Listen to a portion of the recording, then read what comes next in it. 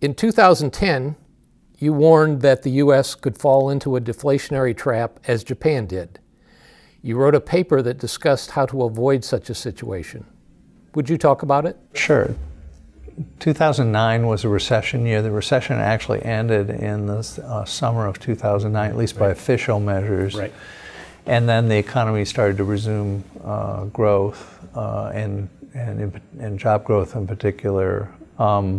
But things weren't that great even in the first half of 2010. And if you look at the inflation numbers in 2010 by a variety of different measures, they were all low. They're all going down, and it did not look very good.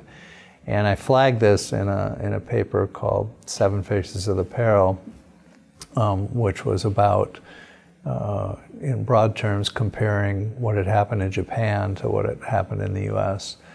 Now, the thing about Japan is that it is a big industrial country. It's a sophisticated economy, a lot like ours.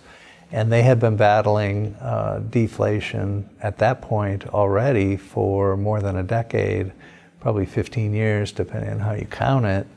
And the attitude in the US and Europe was always that there was something special about Japan, and there was they somehow done things the wrong way. But the attitude in the US was that could never affect us here. But I said I didn't think that was the case.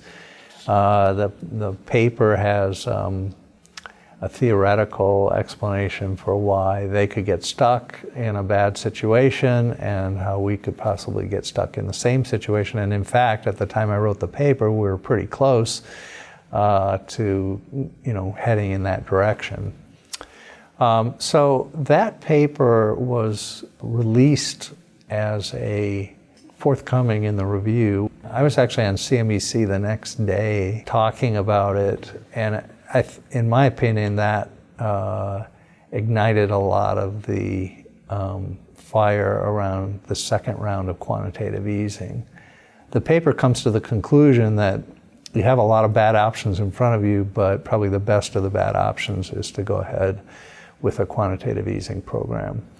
I was a big advocate of QE2. Then through the fall of 2010, that unfolded. The talk in financial markets accelerated.